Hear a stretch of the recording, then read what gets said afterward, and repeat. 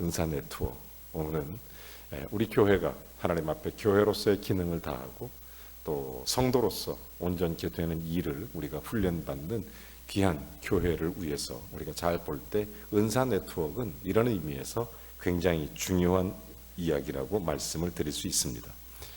이게 왜 중요하냐? 성도로서 보람을 느끼고 교회 안에서 또 이런 걸 통해서 내가 하는 일에 대한 주님 앞에 자부심이 생기고 또 우리가 드러내 보이기 위해 존재하는 것이 아니라 하나님 나라와 백성을 위해서 존재하는 은사가 각자 가지고 있는 은사를 하나로 모아서 소위 이른바 네트워크 이루어서 그리스도의 몸을 세우는 그런 은혜와 평강을 그리고 즐거움을 동시에 누릴 수 있기 때문에 이 은사 네트워크는 너무 중요한 이야기라는 것을 여러분에게 말씀을 드리겠습니다. 자, 우리 한번 같이 재미난 이야기 하나 읽고 말씀을 계속해 봅니다. 한번 같이 읽어보죠. 자, 어느 날 갑자기 여러분의 몸속에서 반란이 일어났다고 상상해 보십시오.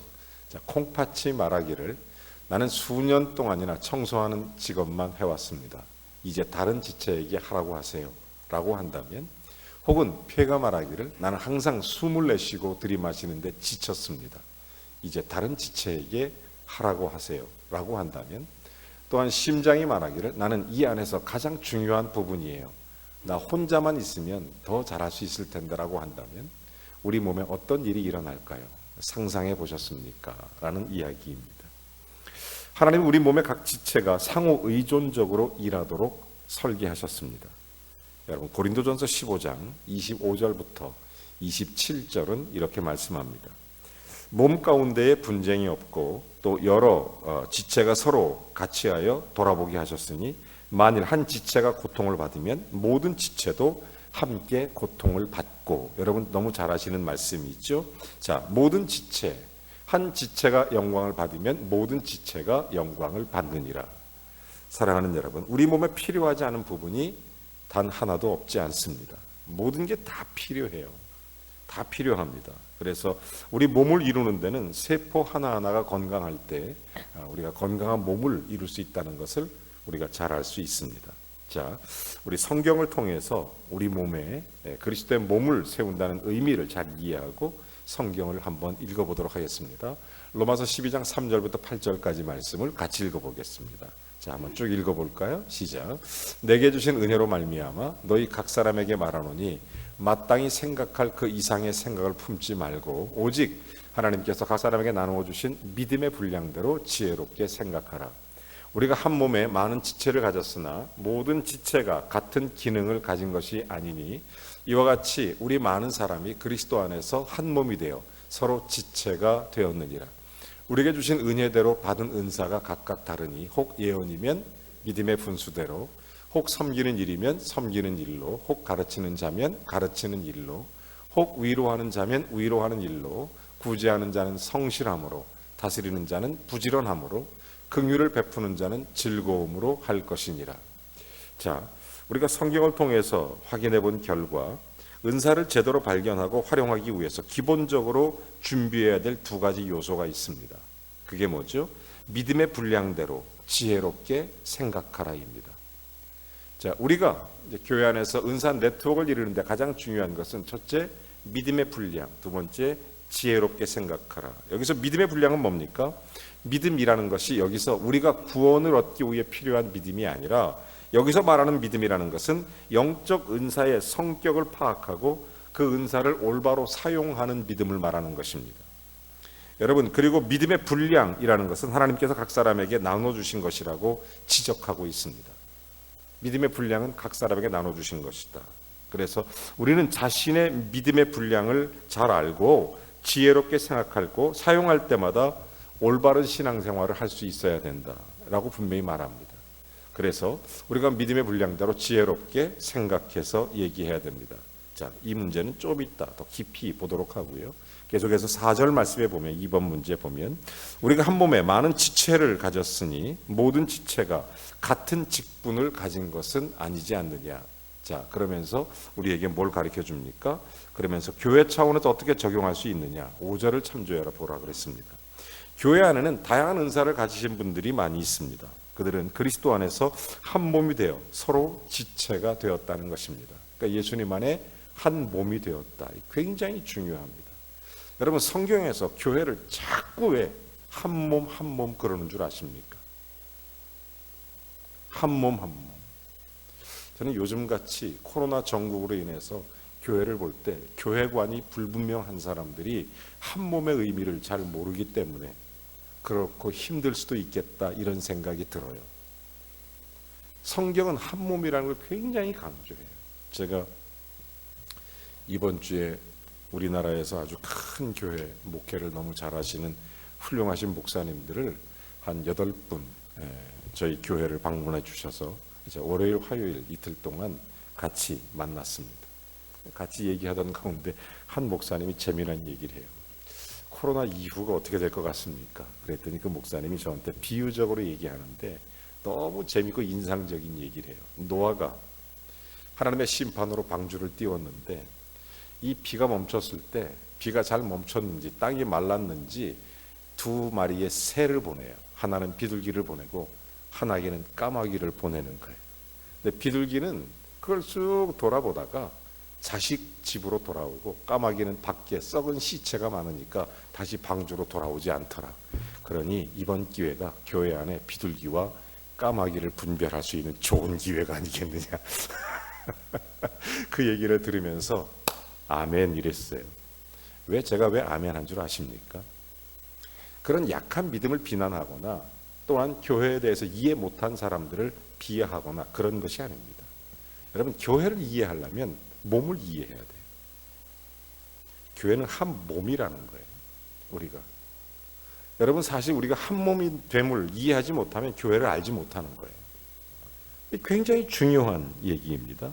그래서 사람의 몸으로 교회를 이제 비유하고 있는데 이 성도들의 관계나 교회를 이렇게 비유하는 이유는 고린도전서 12장을 비롯해서 여러 서신 가운데 굉장히 많이 나타나고 있습니다. 자, 몸이라는 게 뭐죠? 몸에 다양성이 있어요. 여러 지체가 있다는 것. 그다음에 몸에 동시에 통일성이 있어요. 몸은 여러 지체가 있지만 똑같은 통일성을 갖고 있습니다. 한 생명 아래서 그리스도의 몸된 머리 되심을 중심으로 해서 그리고 여러 지체가 서로 상호작용하는 특징이 있어요.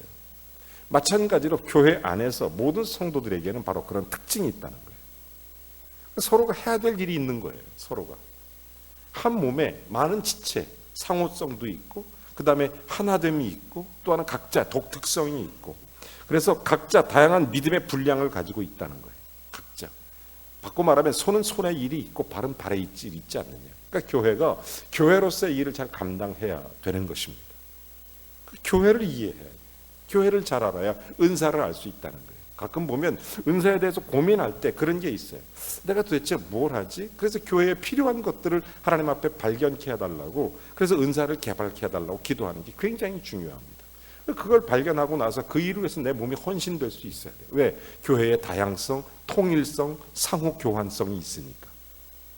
교회는 그리스도의 몸이라는 거예요. 몸을 이해하면 교회를 이해할 수 있다는 거예요.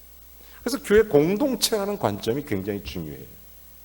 아니 나 하나 빠지면 어떠냐? 그게 아니죠. 여러분 제가 얼마 전에 유튜브를 하나 봤는데 자동차 바퀴가 운행 중에 그냥 빠져버렸어요. 큰 사고가 났어요. 트럭인데. 이유가 뭔가 봤더니 자동차에 볼트가 풀려버린 거예요. 자동차 옆바퀴에 볼트가. 그러니까 볼트가 가면서 풀려버린 거예요. 여러분 이 볼트 하나가 아무것도 아닌 것 바퀴 하나가 빠져버리는 거예요. 그 바퀴 하나 빠지는 게 뭐 대수롭지 않을지 모르지만 그게 온 자동차 하나를 그리고 생명까지 위태롭게 만든 겁니다. 여러분 교회는 그리스도의 몸이라는 거죠. 이것을 위해서 서로의 어떤 상호 교환성, 몸인 지체는 그 다음에 통일성 이런 것들이 우리에 분명히 있다는 거죠.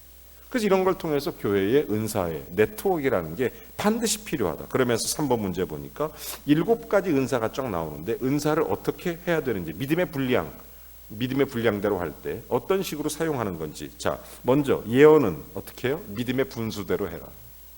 믿음의 분수대로. 그 다음에 섬기는 일은 섬기는 일로. 여러분 예언이 뭡니까? 하나님의 즉각적인 메시지를 받아서 하나님의 어떤 성경의 말씀을 전달하는 게 예언의 능력입니다. 하나님의 말씀을 받아서 또 주님이 성경에 기록되어 있는 말씀을 전달하는 것. 그러니까 여러분 성경을 우리가 전할 때 여러분 그 주의 종들이 특별히 이런 부분들에 주의해야 돼요. 하나님 말씀을 읽고 또 하나님 말씀 묵상할 때 하나님 이상으로 말하거나 하나님 이상으로 생각해서는 안 돼요. 그렇게 되지도 않겠지만, 그러니까 여기서 보면 믿음의 분수대로 해야 돼요. 자기가 하나님인 것처럼 말하면 안 되죠. 주님 말씀에 대해서 주님의 말씀으로 가르쳐야지 자기의 얘기로 가르칠 수 있겠습니까?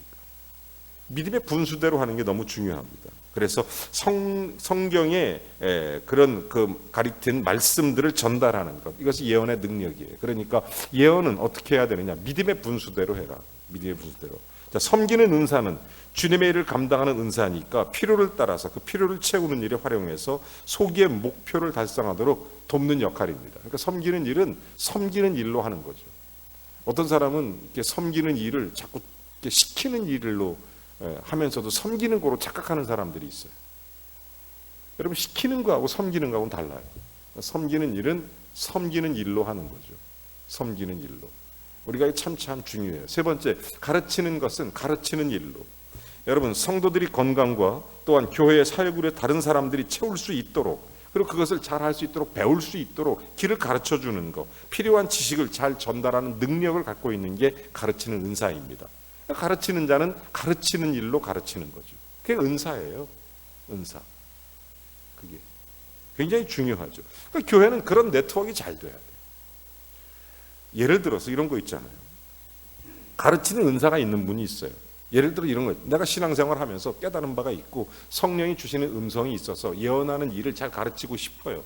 성령 안에서. 그러면 그것을 지혜롭게 섬기는 마음으로 가르친단 말이에요. 우리 신앙생활은 이렇게 하는 게 좋다. 예수는 이렇게 믿으니까 참 좋더라. 이런 때는 이렇게 하면 좋겠더라. 이렇게 가르치는 일로 성도를 잘 가르친단 말이죠. 근데 이걸 받는 사람이 같은 지체임에도 불구하고 이 은사의 네트워크를 이해하지 못하면 네가 뭔데 나를 가르치려고 하느냐, 이렇게 나오면 곤란하다는 거죠. 그러니까 은사 네트워크를 이해하지 못하면 그럴 수 있다는 거예요. 얼마든지. 교회를 이해하지 못하기 때문에 그런 겁니다. 그런가 하면 또한 권면의 은사는 일종의 상담사 같은 거거든요. 권위하는 일, 상담사 같은 역할. 그래서 필요한 사람들에게 위로하고 격려하고 또 권면과 조언을 해줘서 그들이 실제적인 도움이나 또 치료를 받는다고 느낄 수 있도록 상담해 주는 겁니다. 그래서 우리 교회도 그런 분들이 계세요. 어떤 권사님 같은 경우는 전화를 하면 그분하고 전화하면 모든 문제가 쉽게 풀려요. 그랬군요. 그랬구나. 그래, 내가 이렇게 한번 해볼게. 아이고, 같이 기도해보자. 이게 쉽게 풀어져요. 근데 어떤 사람한테 전화하면 일이 꼬여. 은사가 없는 거예요. 그런 사람들은 예를 들어 일이 이상하게 나하고만 전화하면 일이 꼬인다. 그런 사람들은 다른 얘기 할 필요 없이 내가 이상하게 얘기만 하면 본의 아니게 일이 꼬이던데 우리 이런 얘기 하지 말고 기도합시다. 이렇게 하면 끝나. 그런 사람들. 은사 아닌 일에 은사인 것처럼 할 필요가 없어요. 근데 어떤 분들은 전화하면 아무리 힘든 일도 그랬구나. 서로가 다 이해하도록 만들어주고 권위하는 일은 권위하는 일로 이렇게 하라는 거죠. 구제하는 것, 저는 이것을 참 귀한 은사라고 생각해요. 제가 이것을 깨닫고 나서 그런 기도를 많이 했어요. 그 무슨 기도를 했냐면 이제 우리 아들을 위해서는 이런 기도를 별로 안 했는데 우리 딸을 위해서는 제가 이런 기도를 많이 해봤어요. 왜냐하면 우리 아들이 나는 주의 종이 될 거라고 어렸을 때 믿었기 때문에 그런 믿음을 갖고 있었기 때문에 그런 길 별로 안 했는데 우리 딸아이는 이 구제라는 건 뭐냐면 자기의 주어진 재물로 다른 사람을 많이 도울 수 있는 거. 자, 믿음이 있으면 뭘 하죠? 11조 생활을 합니다. 헌금 생활을 하죠. 구제는 거기에 10의 2조, 10의 3조, 이게 헌금을 드릴 수 있는 즐거움을 마음껏 누리는 이웃을 위해서 자기의 가진 것을 마음껏 이걸 끄집어내는 은사를 구제 은사라고 그러는 것입니다. 나는 그래서 우리 딸아이를 위해서는 구제 은사를 좀 달라 이렇게 어렸을 때 그런 기도를 참 많이 했던 게 기억이 나는데요. 여러분, 구제 은사는 그런 의미를 갖고 있습니다. 그래서 이 은사를 가진 사람은 주님의 일을 위해서 자신의 물질을 지원하는 마음, 기쁜 마음으로 바치는 즐거운 그런 사람인 것입니다. 제가 최근에 한국교회 상황을 이렇게 들었습니다. 들어보니까 심각한 문제가 여러 가지가 있어요. 심각한 문제가 여러 가지가 있는데 그 중에 하나가 뭐 이제 예배 문제도 있고 또 이게 다 종식되고 원어치 되겠다, 잘 다시 일상으로 돌아갈 수 있겠다 기대를 갖고 있었는데 우리가 늘 불안해하고 우려했던 곳에서 또 사건이 터지고 그걸 통해서 또 재확산 조짐이 일어나고 국민들이 또 경계해야 되고 아이들의 등교가 더 늦어지게 되고 모든 사람이 이중 삼중의 고통을 압박으로 느끼게 되는 그런 사태에 접어들게 되면서 여러 가지 교회 안에도 그런 문제점들이 있습니다. 교회 문제들이 있어요. 언제까지 우리가 하나님 앞에 이렇게 할 거냐 이런 문제도 있고 또 이 이후에 어떤 식으로 이 문제를 풀어갈 거냐 이런 문제도 있고 여러분 선교사님들 같은 경우는 더 큰 문제가 있어요. 해외 선교사님들은 국내에서 해외 선교 지원팀들이 와야 같이 사역을 진행할 수 있는데 예를 들어 문화사역, 구제사역, 의료사역 이런 것들은 국내 팀이 와야 선교 사역이 진행되지 않습니까? 그런데 비행기가 뜨질 않으니까 선교가 다 스톱되어 있는 거예요. 현지에서 선교가 다 멈춰 있어요. 또 그 안에서 또 선교적 사명을 감당하는 사람들도 이미 이제 선교 거의 대부분의 나라에서 30명 이상의 집회를 금지한다든지 50명 이상의 집회를 금지한다든지 어떤 나라는 10명 이상의 집회를 금지한다든지 이런 집회 금지 명령이 선교지만 다 이루어지니까 일상적인 현지의 생활화를 위한 선교를 활동하는 그런 분들도 어렵고 선교제도 너무 힘들어요. 그러다 보니까 심지어 어떤 나라는 너무 힘들고 이렇게 다 막혀 있으니까 그 한국에 있는 사람을 귀국시키는 거예요. 선교사들을. 선교사를 귀국시키는데 귀국하는 것도 어려운 거예요. 사실은. 또 귀국해도 갈 데가 없어요. 어느 교회라고 말씀은 안 드리겠습니다만 우리나라 유명한 제자 훈련으로 아주 유명한 교회 있어요. 뭐 섬한 무슨 교회인데 무슨 유명한 목사님 유튜브에도 많이 나오고 굉장히 유명한 목사님이신데 그 교회에서 교인들한테 그랬대요. 자, 해외 선교사님들이 갈 데가 없다. 귀국해서 갈 데가 없는데 우리가 좀 돕자. 이분들이 여기 나오면 최소한 2달, 길게는 6개월 동안 머물러야 되는데 선교관이 없다. 2달에서 6개월 동안 이거 머무를 수 있는 공간이 있어야 된다. 그걸 위해서 자원도 좀 해달라. 그랬더니 그 엄청나게 많이 모이는 교인들이 아무도 자원을 안 한다는 거예요. 그래서 저한테 솔직하게 내가 뭐 했나 지금까지 제자 훈련한다고 했으면서 이게 한국교회가 이게 뭐냐 깊은 고민에 빠지고 회의가 들었다는 거예요. 심지어 어떤 목사님은 요새는 목회하기가 싫다는 거예요. 못 믿겠다는 거예요. 교인들. 아니 그렇게 선교사님 하나 섬길 수 있는 가정이 없단 말이냐 이런 생각이 들더래요. 물론 하루 이틀은 할 수 있지만 요새같이 위험한 정국에 2달에서 6개월 동안 이렇게 같이 살자 이렇게 말하니까 한국 사람들 요즘에요 부모 자식 간에도 불편한 거 싫어하지 않습니까? 제가 어떤 집 얘기 들어보니까 세상에 친정을 가든 시댁에 가든 요새는 옛날에는 당연히 한 식구니까 방 한 칸에서 대여섯 명 모여 자는 것도 불편하지 않았는데 지금은 시댁이나 친정 가도 그냥 따로 자는 게 편하대요. 시부모님하고 같이 자는 거 불편하대. 그래서 아예 잠을 자고 들어간대 요새는. 근데 그 얘기를 들어서 젊은 애들한테 시댁에 왔다가 그냥 저녁 먹고 얘기하다가 자 내일 아침에 뵙겠습니다 하고 나갔다 온대. 나가서 자고 온대 애들이. 물론 그것도 문하고 좋은 일이라고 생각해요. 여러 가지 면에서 불편하니까 서로 편리하기 위해서. 여러분 그런 세대니까 선교사님들은 막 6개월씩 집에 모신다. 이게 참 어렵다는 거예요. 그게 저는 이런 거 보면서 정말 구제 은사가 많아졌으면 좋겠다. 한국 교회에 어려운 사람들을 많이 돕고 힘든 사람들을 더 많이 돕고 내 주머니를 열어서 다른 사람의 긍휼을 베푸는 은사를 가지고 마음껏 좀 도와주고 이런 은사가 많았으면 좋겠다. 제가 어린 시절에 우리 딸을 위해서 기도했던 기도 제목이 참 많이 생각나는 것 같습니다. 그 다음에 다스리는 것, 그럼 부지런함으로 하라는 거죠. 부지런함으로. 여러분 다스리는 은사, 지도력의 은사라고 말할 수 있을 것입니다. 이것은 하나님의 뜻에 일치하는 여러 목표를 정하고 이 목표를 다른 사람에게 전달하는 것입니다. 다스리는 것은 부지런하게 해야 되는 것입니다. 긍휼을 베푸는 일은 문제나 고통을 가진 사람들에 대해서 순수한 자비의 동정을 느끼는 거죠. 자비의 동정을 느끼고 그런 감정을 행동으로 옮겨서 그들의 고통을 덜어주고 해결해주는 긍휼을 베푸는 것은 즐거움으로 하라는 것입니다. 여러분 이런 얘기가 있어요. 오늘 성경의 로마서 12장 우리가 쭉 같이 묵상하고 있는데 어떤 집에 이제 목장 모임을 했습니다. 목장 모임을 하고 있는데 저녁 식사하다가 갑자기 이제 부엌에서 이렇게 음식을 해서 식사 교제를 하는데 이 집사님이 그만 실수로 이 식탁에 음식을 갖다 놓다가 접시를 깨버리는 바람에 그냥 식탁이 엉망이 돼버려서 바닥도 엉망이 되고. 그러니까 어떤 사람이 갑자기 팍 뛰어나가더니 누가 뭐 말한 것도 아닌데 잽싸게 일어나더니 부엌에 가서 행주 갔다가 뭐 누가 말한 건 팍 닦기 시작해요. 먼저 막 닦는 것부터 시작해요. 그랬더니 어떤 분은 그 접시를 깨뜨린 집사님한테 가서 아이고 놀랬겠다. 아유 아깝지만 어떡해. 뭐 마음으로 벌써 먹었어. 위로하고 격려하고 같이 덜어주면서 괜찮아. 아이고 그러면서 와 남은 것도 많네 이러면서 옛날엔 난 더 큰 것도 깨봤어 막 이러면서 격려하고 위로하고 이제 그렇게 합니다.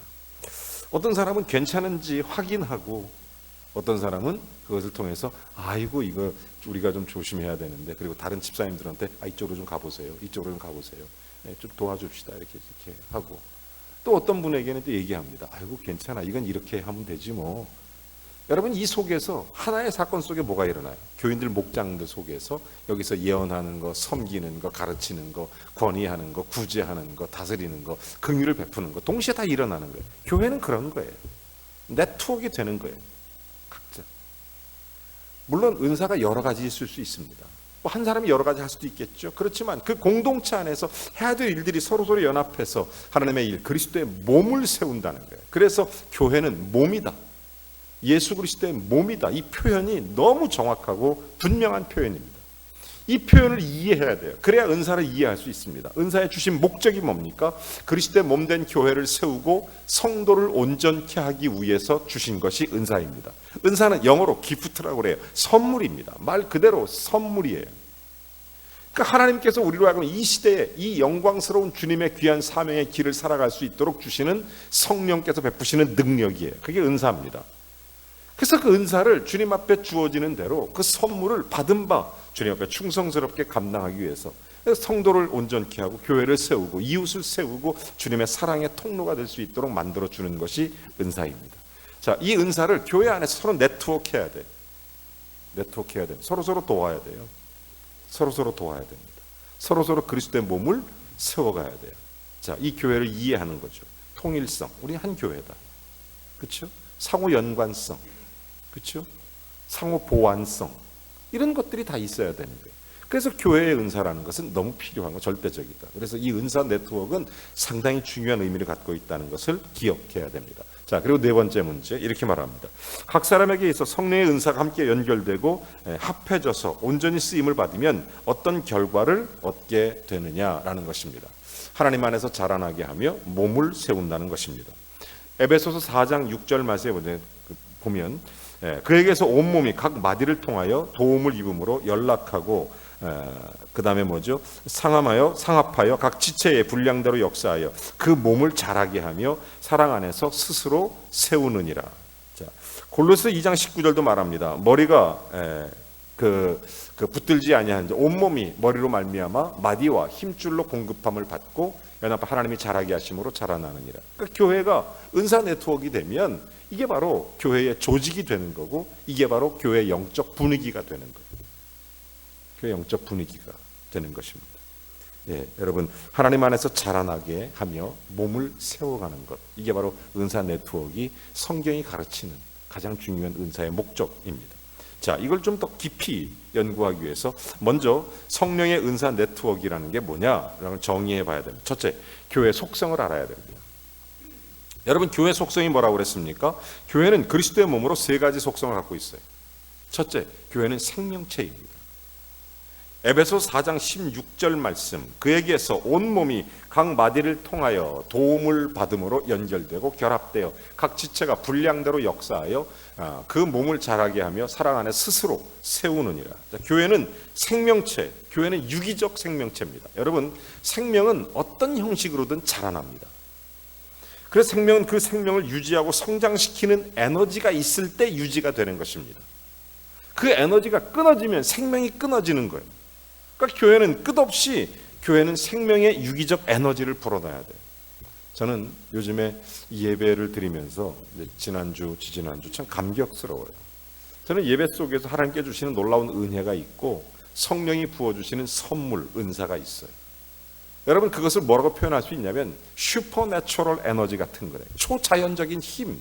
예배에는 공동체에는 한 몸을 이루는 그리스도의 몸으로 서는 것은 하나의 셀, 세포로만 남아있는 게 아니라 한 몸으로 연합이 이루어지는 것은 슈퍼내추럴 에너지가 있는 거예요.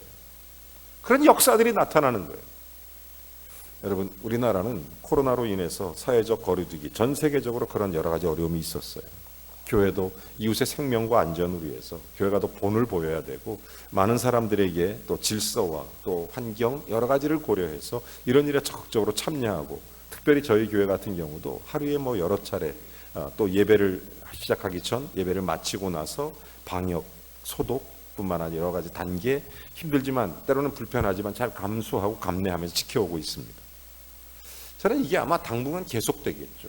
어쩌면 앞으로도 계속될 수도 있다고 생각해요. 이게 저는 그 속에서 그걸 깨닫습니다. 그러면서 정말 중요한 것은 우리가 잊지 말아야 될 게 있어요. 교회는 생명체다. 예배 속에 하나님이 주신 슈퍼내추럴 에너지가 있다는 거예요. 예배 속에 성령이 주시는 감동과 성령이 주시는 은사가 있어요. 은혜가 있습니다. 이 속에서 굉장히 중요한 역사들이 나요. 여러분, 우리가 그리스도인으로 절대 포기할 수 없는 게 예배잖아요. 여러분, 교회 공동체가 뭐예요? 왜 모이죠? 하나님을 영화롭게 하기 위해서, 함께 모여서 그리스도의 몸을 이루기 위해서. 교회 공동체는 그래서 그리스도의 일을 감당하라고, 함께 모여서 감당하라고, 그 주님의 일을 계속하라고, 하나님 나라의 일들을 계속하라고, 복음을 위해서 하나님의 사람들을 세워가는 일을 계속하라고 그렇게 세워주시고 만들어주신 것이 교회입니다. 그래서 교회는 한마디로 말하면 생명체다. 잊지 마십시오. 생명이 없으면 죽은 것입니다. 교회는 예배가 죽으면 다 죽은 겁니다. 여러분, 예배가 죽으면 다 죽은 거예요. 교회는 생명체입니다. 여러분, 성령의 역사로 말미암아 우리 교회 속에 있는 생명이 살아나는 것입니다. 그러므로 신명기 17장에 보면 하나님이 모세에게 뭐라고 말합니까? 각 족속 12개 지팡이를 다 가져와라. 모세한테. 신명기 17장에. 그리고 그것을 전부 놓고 기도합니다. 그리고 물을 줘요. 근데 지팡이 하나에서만 싹이 납니다. 그게 뭐예요? 아론의 지팡이, 레위 지파가 만들어지게 되는 거예요. 그걸 통해서. 왜 하나님이 택한 자의 지팡이 싹이 나게 하신 것을 선포하실까? 그것은 평범한 나무 막대기에 아론의 지팡이인데 하나님이 역사하셔서 싹이 나고 열매를 맺을 수 있었던 것이죠. 하나님의 역사입니다. 생명력이 있어요. 그 12지파의 공동체 속에서. 그래서 아론의 싹난 지팡이라는 게 말이 나오고, 그래서 레위 지파라는 게 거기서부터 나오는 거예요. 여러분, 교회는 생명력이 있는 유기체입니다. 생명력. 그래서 교회는 그리스도의 몸이고 그리스도가 살아있는 교회의 머리시라는 것입니다. 살아있는 교회의 머리 되신 예수 그리스도. 그래서 이 생명체다. 교회는 생명체다. 우리가 잊지 말아야 돼요. 여러분, 교회의 머리는 영원히 살아계신 그리스도시고, 그 몸은 영원한 생명이 주어지는 성도입니다. 우리들이에요. 몸은. 자, 두 번째, 교회는 공동체다. 교회는 공동체라는 것. 여러분, 이 교회관을 분명히 갖고 있어야 됩니다. 교회는 우리 모두가 다 한 몸이에요. 그래서 은사적 공동체, 여러 지체들로 구성되어 있고 각자의 은사를 가지고 한 공동체의 정신으로 연합되는 거예요. 고린도전서 12장 27절은 말은 너희는 그리스도의 몸이요 각 지체의 부분이라. 그러니까 우리가 몸이에요. 예수님 머리가 되시고 각 지체의 부분입니다. 그러니까 교회를 생각할 때 첫 번째는 생명체, 두 번째는 공동체. 특별히 은사적 공동체라는 것입니다. 은사적 공동체.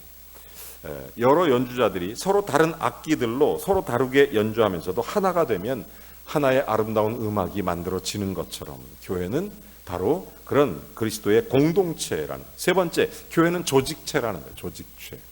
교회를 얘기할 때 항상 세 가지가 뒤따라가는. 교회는 생명체다. 교회는 공동체다. 교회는 조직체다.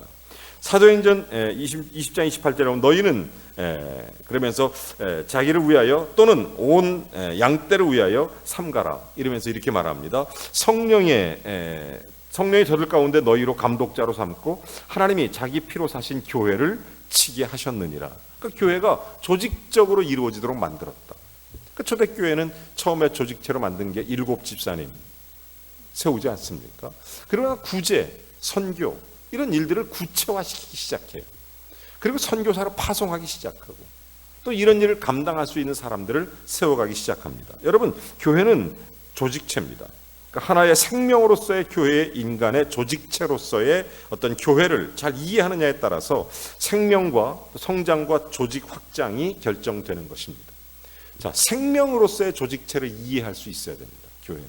그러니까 우리는 예수 그리스도의 머리 되심과 우리가 몸으로서의 하나님 주시는 생명체로서의 교회가 그 생명체로서의 교회가 갖고 있는 조직체를 이해해야 돼요. 자, 이거를 세상적 조직체의 관점으로 이해해서는 안 돼요. 생명적 조직체의 관점으로 이해해야 됩니다.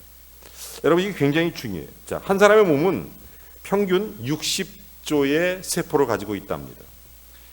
그런데 그 형태와 크기와 구조, 기능에 대해서 각각 다른 수백만 개의 어떤 가지로 이루어져 있다는 얘기를 들었습니다.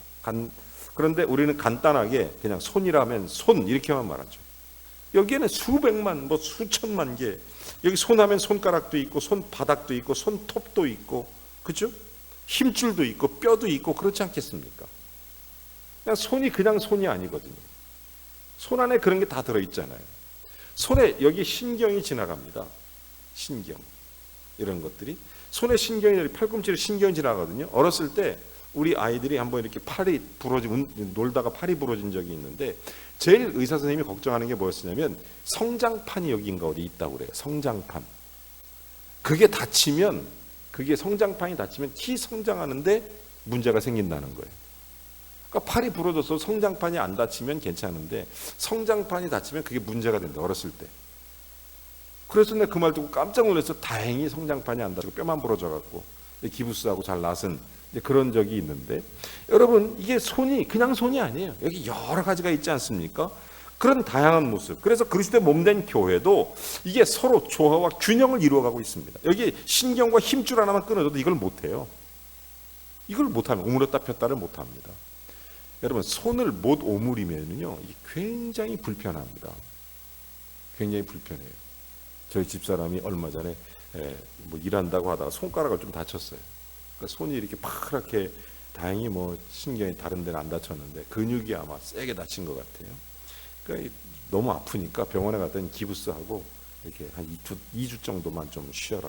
손을 좀 올리고 있고, 그랬더니 이거 못하니까요, 손가락 여기 멍든 거밖에 제가 볼 때 한번 다친 것도 없고, 그런데 저보고 요구하는 게 어마어마하더라고요. 여보, 나 손을 못 쓰니까 머리 감겨줘. 여러분, 혹시 해보신 분 계십니까? 발 닦아줘, 설거지해, 혼자 잘 돌아다니면서 혼자 손가락 여기 하나 멍들었다. 그래서 제가 가까이 가면 혼자 누워서 이렇게 잘 놀다가도 나만 가면 손 들고 있고, 아이고 참 얼마나 웃기든지. 여러분, 우리가 그리스도의 몸이라는 게 참 재밌어요. 여러분, 조직체라는 게 한 사람에게 그냥 손이면 그냥 손이 아닙니다. 하나만 다쳐도 전체 손이 아픈 거예요. 그러니까 교회는 그런 조직적 관점이 있다는 거죠. 이게 생명이기 때문에 그런 거예요. 이게 일반적인 조직체 같으면 이거 이렇게 손가락 한번 잘라내면 되는 거죠. 간단하죠. 근데 생명이기 때문에 그럴 수가 없는 거예요, 교회는. 그래서 교회는 분명히 속성을 얘기할 때 세 가지를 기억해야 돼요. 우리 교회는 생명체다, 공동체다, 조직체다, 이겁니다. 자, 이걸 갖고 있어야 보니까 은사라는 게 네트워크가 필요하고, 여기에 따른 정의와 또한 필요성을 분명히 이해할 수 있다는 거예요, 은사라는 게. 자, 여러분, 자, 그 다음 페이지에 보면 이제 은사 네트워크에 대한 이제 여러 가지 일들을 좀 생각해 봐야 돼요. 이 성도가 교회를 봉사하는 일은 그런 의미의 선택사항이 아닙니다. 이건 주님의 명령입니다. 이런 의미에서 본다면 교회라는 속성을 이해하면 은사는 주님의 명령이다. 교회 차원에 너무 중요하죠. 자, 이게 왜 중요하냐? 갈라디아서 5장에 보면 이런 말씀, 형제들아 너희가 자유를 위하여 부르심을 입었으나 그러나 그 자유와 육체의 기회로 삼지 말고 사랑으로 서로 종로로 타라, 이렇게 말하지 않습니까? 그러니까 우리가 교회 차원의 은사의 네트워크를 통해서 교회 차원의 서로를 세워가는 거예요. 여러분, 어떤 이제 시골 교회 목사님이 계셨습니다. 근데 그 교회 교인이 이렇게 좀 왔었는데 어느 날 교회에 이렇게 얘기하더래요, 목사님한테. 목사님, 나 다음 주부터 이제 교회 안 올래요. 이제 교회 참석하지 않겠다고, 이런 얘기를 이제 전해 들었습니다. 참 가깝게 교인과 함께 즐겁게 신앙생활 잘하고 있었는데 참 너무 속상하잖아요. 그래서 추운 겨울날 이제 이유는 알고 싶어서 물어봤더니 이런 얘기를 하는 거예요. 목사님, 저는 교회 안 가도 예수 잘 믿을 수 있습니다. 염려하지 마십시오. 나는 교회 안 가도 혼자 신앙생활 잘할 수 있습니다. 나는 교회 안 가도 유튜브 보면서 믿음 지킬 수 있습니다. 이렇게 얘기를 하는 겁니다.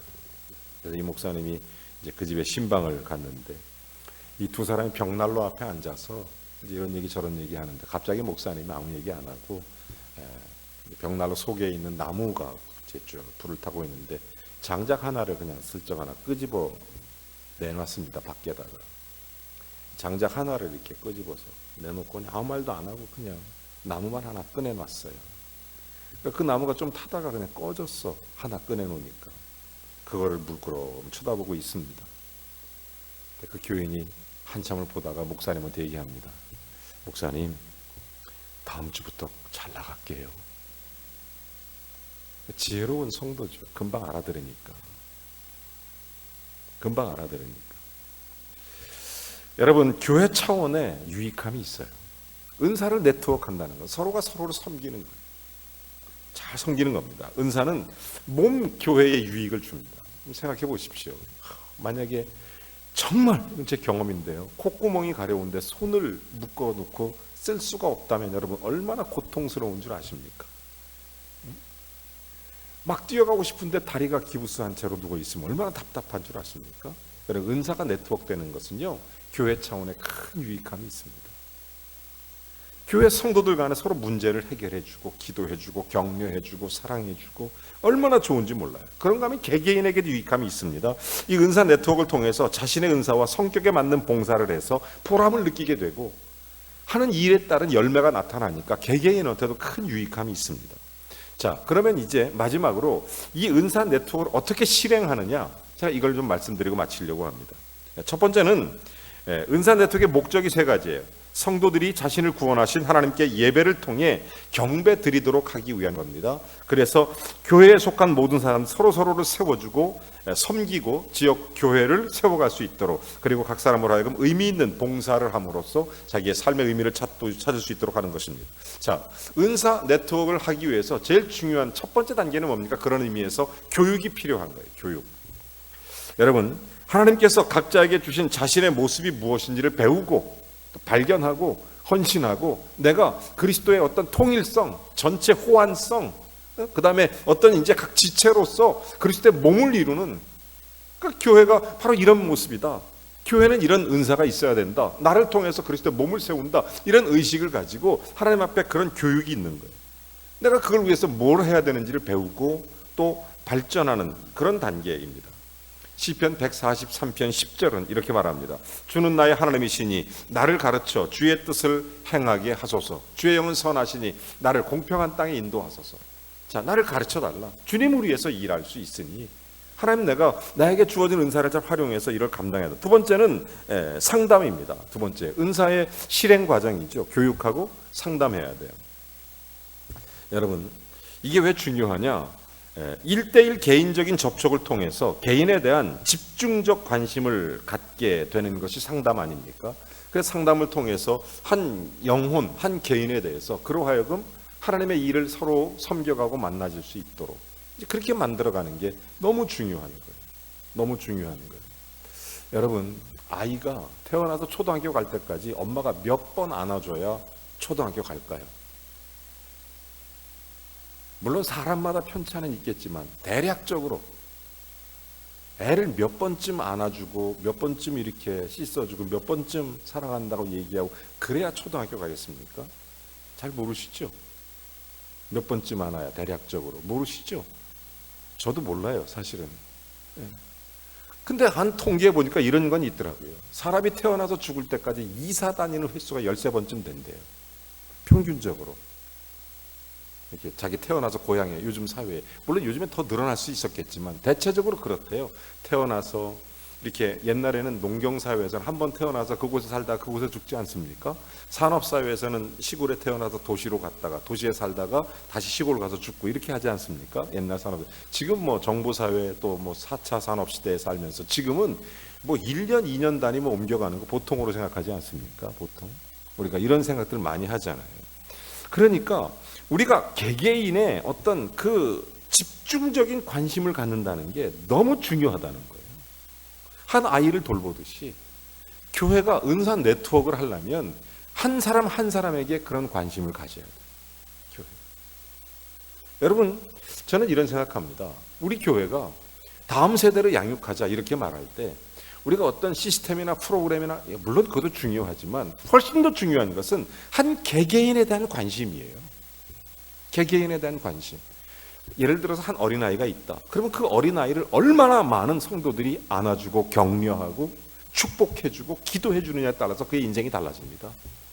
자, 누가 하나님 앞에 바로 설까요?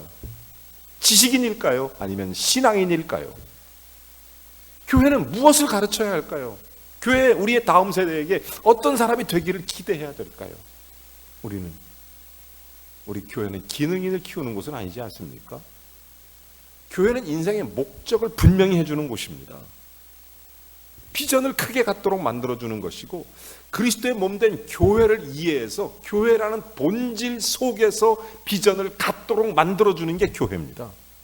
그래서 그 가진 비전을 터치해주는 게 교육이에요.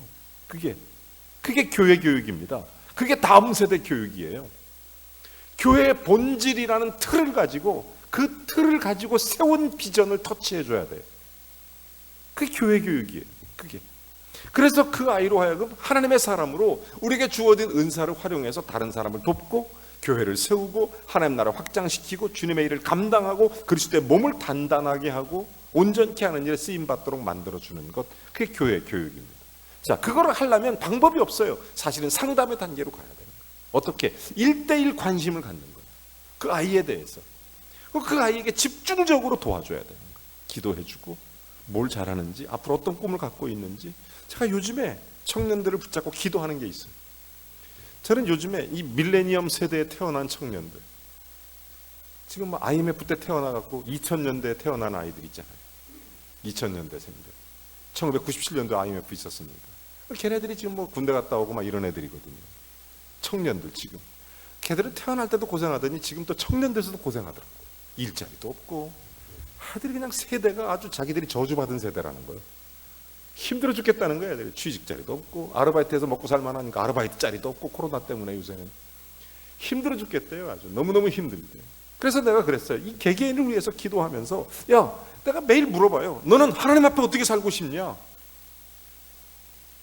또 어떤 신앙생활하고 싶냐? 구체적이죠. 상담하는 거예요. 얘기하는 거예요. 기도하는 거예요. 기도하다 보니까 마땅치가 않은 거예요. 뭐 할 일이 없는 거예요. 할 일이.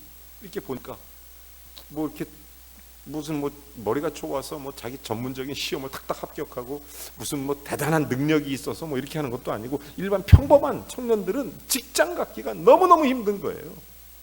근데 뭔가 주님이 주신 지혜를 가지고 뭔가를 한번 해보자. 지금 제가 요즘에 꿈꾸는 게 또 하나 있어요. 자꾸 목사님 자꾸 왜 그런 일 하냐고 저한테 막 뭐라 하시는 분도 계시겠지만 제가 요새 꿈꾸는 것 중에 하나가 청년 창업센터를 만드는 거예요.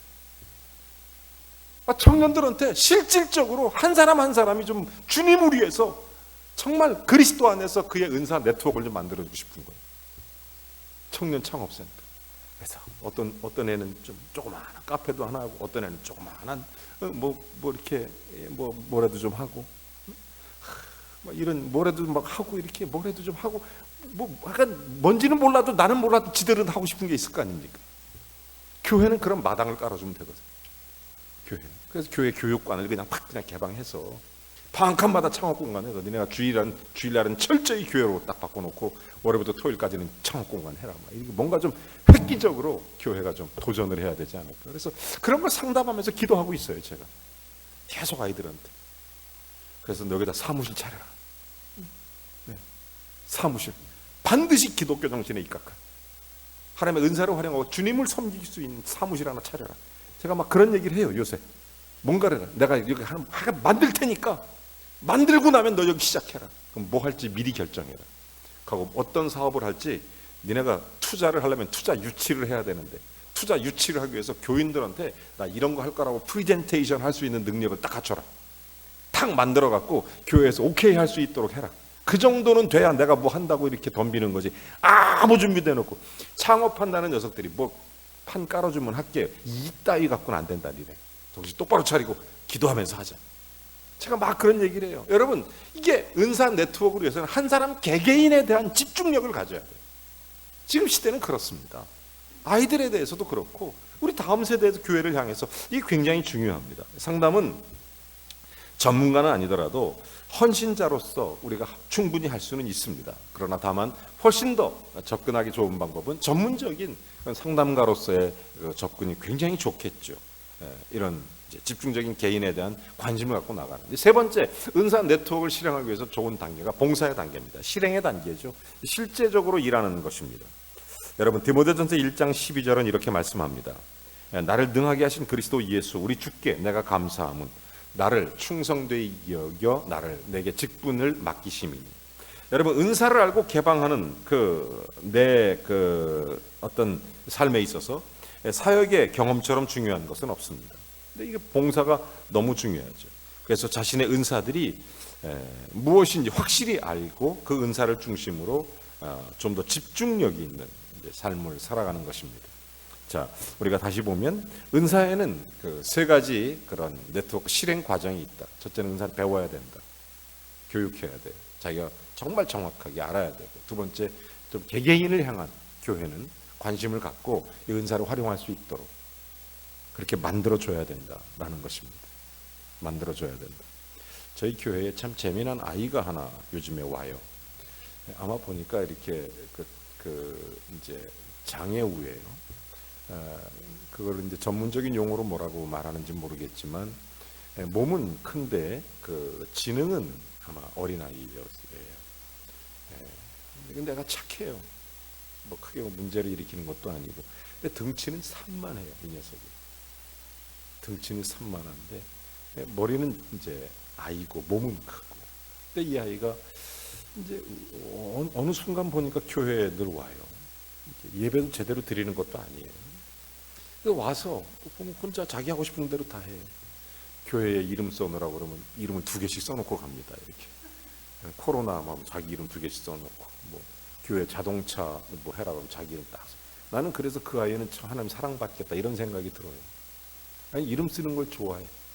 하나님 나 알아달라고 그런 마음들이 있는 것 같아요. 그 아이가 이름을 쓰고 그래요. 어느 날 보니까 교회 2층에 불이 환하게 비전센터에 켜 있어요. 그래서 왜 이 밤에 2층에 불이 켜 있나? 3층에서 켜 있으면 열심히 일하는 사람들이 있구나 이렇게 생각하면 되는. 2층에는 평상시에 깜깜해야 정상이거든요. 저녁에는.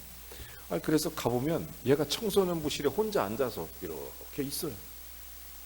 뭐 하냐? 그러면 말도 안 해. 그냥 있다가 나만 보면 씩 웃고 또 가.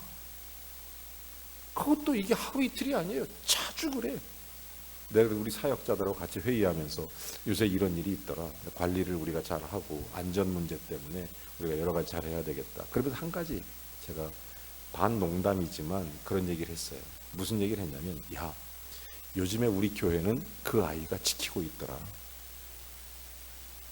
밤 6시부터 10시까지는 그 아이가 우리 교회를 지키더라. 그냥 있어요. 6시부터 한 10시까지 그냥 교회 거기서 불 켜놓고 혼자. 내가 사고 치는 것도 조용히 앉아 있어요. 그냥 음악 듣고. 하고 이제 엄마한테 전화 오면 네네 하고 가. 그래도 혹시 이제 안전 문제에도 가르치죠. 야, 여기 있지 말고 너 여기 앉아 있다 가라. 이렇게. 그 아이가 재미난 게 있어요.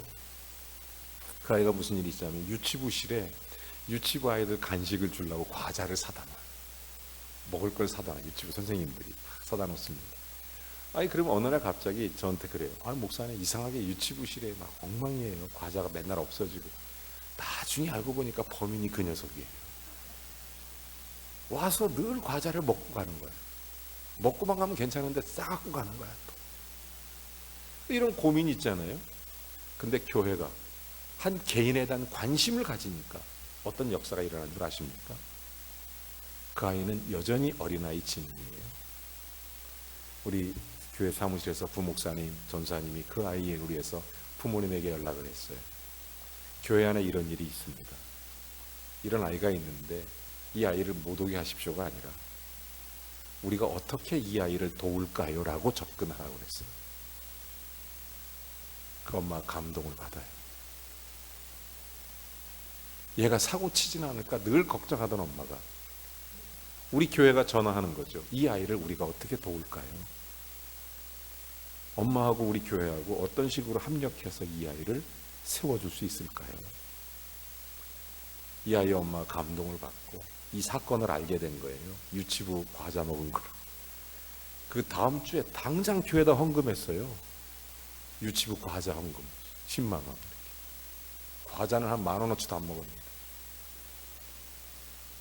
사랑하는 여러분, 교회는 은사 네트워크가 실행되는 게 중요한 개개인을 향해서. 여러분, 교회는 생명체, 조직체, 주의 봉사를 위하고 그리스도의 몸을 세워가는 이런 일을 위해 집중할 수 있어요. 한 개개인에게. 은사는 그렇게 개발되는 거예요. 은사는 그렇게 만들어지는 거예요. 은사는 그렇게 네트워크 되는 거예요. 그냥 말로 되는 게 아니에요. 생각으로 되는 게 아닙니다. 여러분, 정말로 이게 너무 중요한 거예요.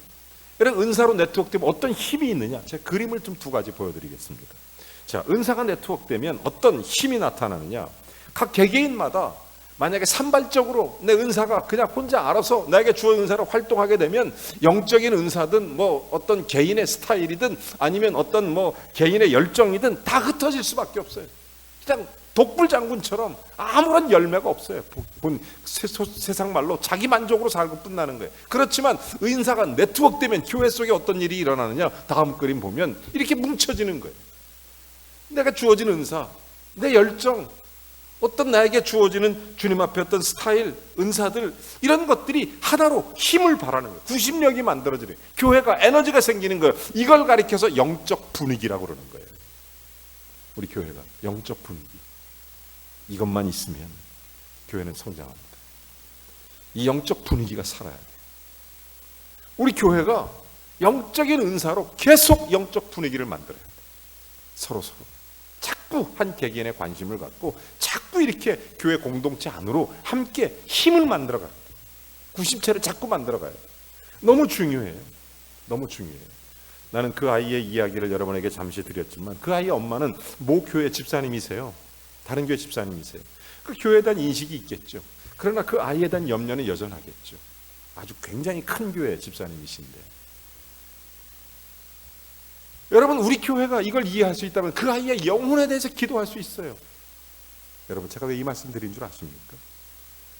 교회가 성경이 말하는 진짜 교회, 우리가 갖고 있는 교회관이 뭐냐는 거예요.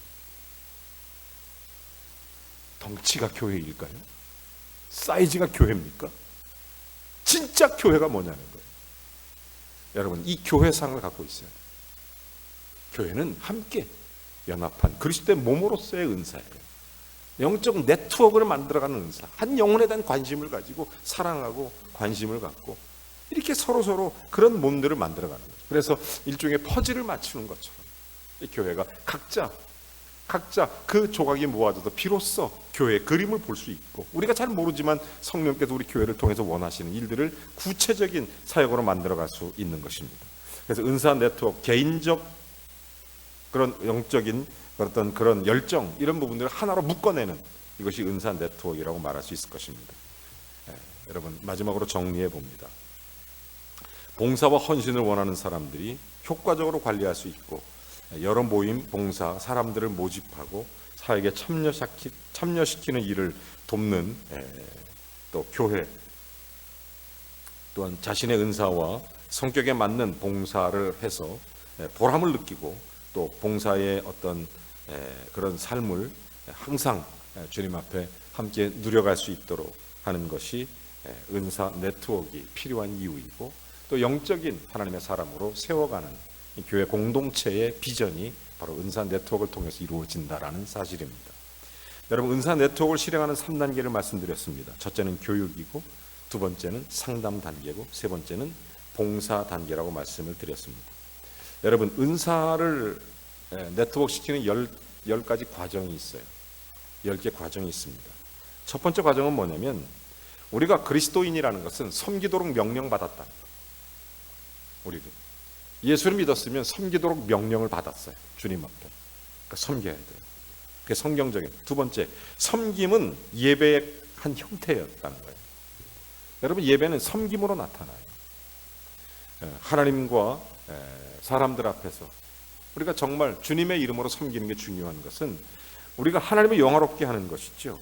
또 우리의 어떤 삶의 모습들, 그런 것들이 영적인 경배로 하나님께 드리는 것입니다. 은사는 특별히 그 첫 번째 원칙, 섬기도록 명령받았다.